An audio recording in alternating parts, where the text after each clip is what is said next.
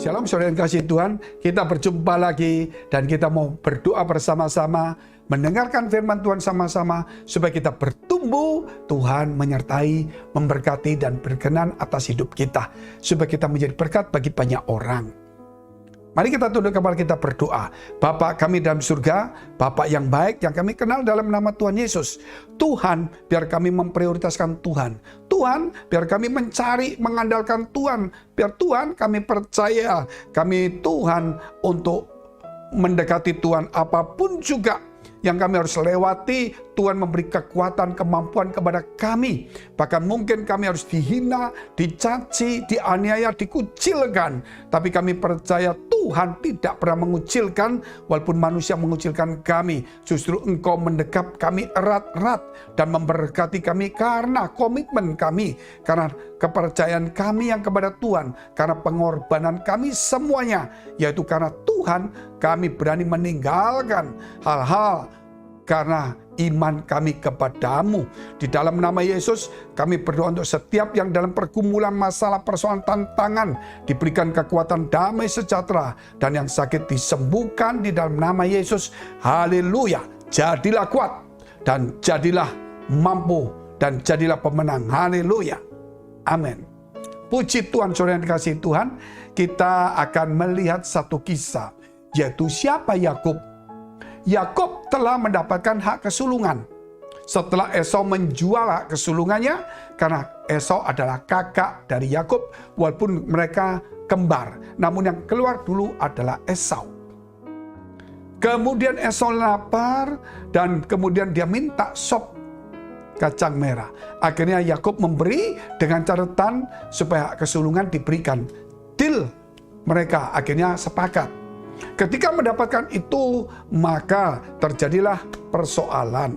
Yakub akhirnya diberkati, dan kemudian Esau marah. Akhirnya mamanya Rahel berkata, "Pergilah kamu ke saudaraku Laban, tinggallah di situ." Kemudian dia pergi tanpa membawa warisan.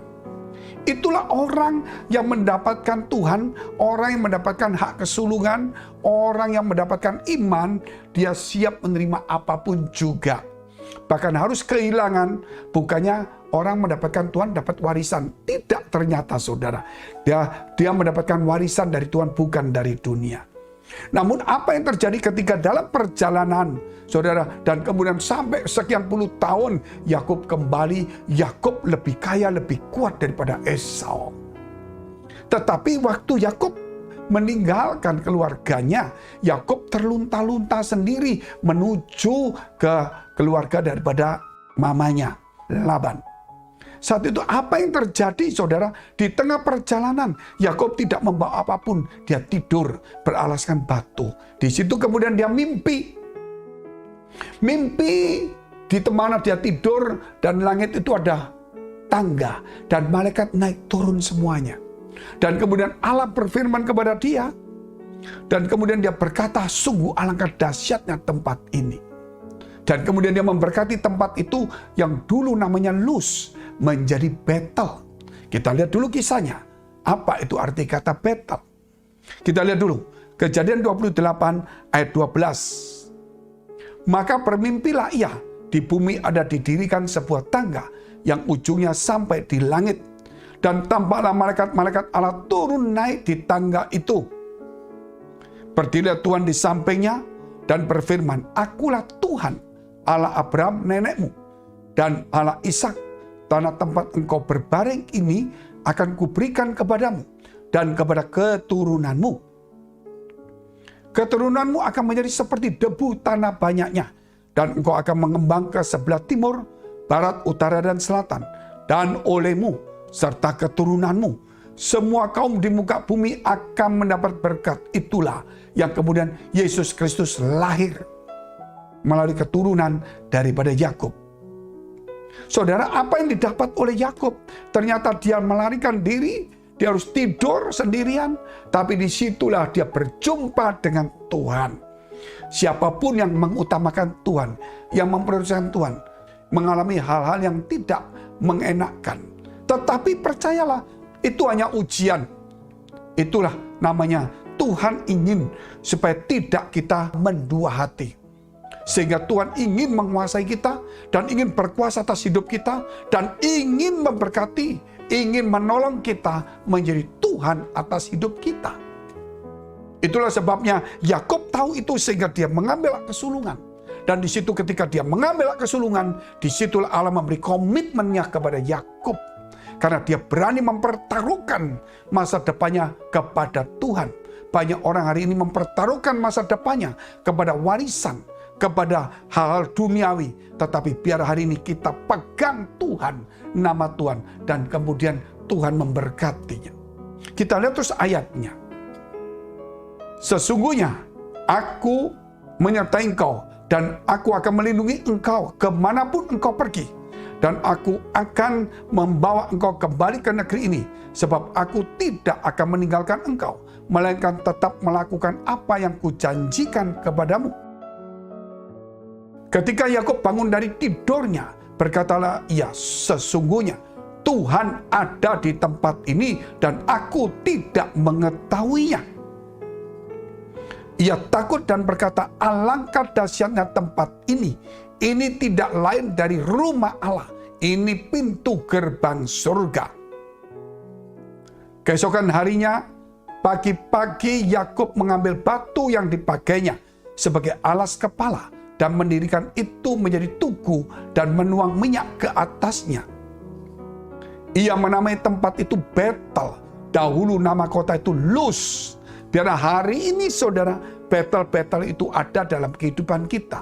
Betel artinya rumah Allah. Ini rumah Allah, pintu gerbang surga. Tuhan ada di tempat ini, aku tidak mengetahuinya. Percayalah hari ini selain Betel di gereja kita, hidup kita adalah Betel-Betel itu sendiri.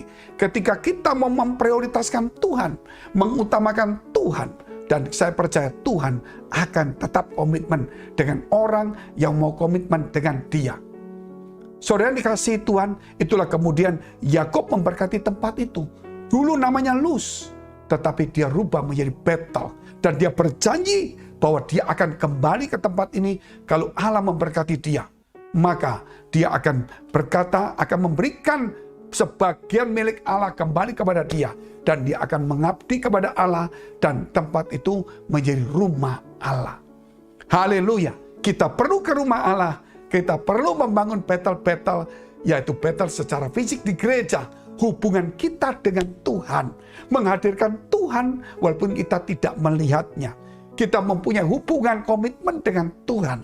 Supaya Betel itu bukan hanya secara fisik kita datang di gereja. Tetapi tanpa ada hubungan, tanpa ada visi. Tetapi saudara, biarlah rumah tangga kita, hidup kita juga menjadi Betel-Betel. Yaitu rumah Allah, di mana ada tangga, di mana pintu gerbang surga, di mana ada Allah, dan kita harus mengetahuinya. Mari kita tunduk kepala, kita berdoa. Terima kasih Tuhan, memberkati kami semuanya. Sucikan hati pikiran kami, supaya kami punya komitmen, berani mengutamakan Tuhan, apapun juga risikonya. Kami tahu Tuhan, Engkau juga akan komitmen lebih daripada kami. Sebab itu hidup kami, hati kami, hari ini tempat kami boleh kami menjadikan Betel-Betel, yaitu berjumpa dengan Tuhan, menjadi rumah Allah, pintu gerbang surga, mendapatkan visi di mana kami, Tuhan akan memberikan bagian kami kepada milik Tuhan, dan kami akan menjadi umat Tuhan. Bahkan di mana gereja kami beribadah, ada hubungan, ada Tuhan, dan kami ingin bersama-sama dengan Tuhan, hidup di dalam visi perlindungan, pemeliharaan Tuhan. Mari saudara, engkau dalam pergumulan masalah, dekapkan kedua tanganmu di dadamu. Engkau yang punya penyakit tumpangan tangan bagian sakit. Firman Allah berkata bahwa aku memberkati engkau, aku melindungi, aku akan membawa kamu sampai di tempat di mana Tuhan janjikan. Bahkan Tuhan akan memberkati dan Tuhan akan menyertai dan diam dalam kehidupan kita. Di dalam nama Yesus, jadilah pulih, jadilah sembuh, dan terimalah berkat Tuhan. Dalam nama Yesus, haleluya, amin. Jika saudara masih membutuhkan pelayanan doa dan konseling, silakan hubungi nomor yang tertera. Tuhan Yesus memberkati.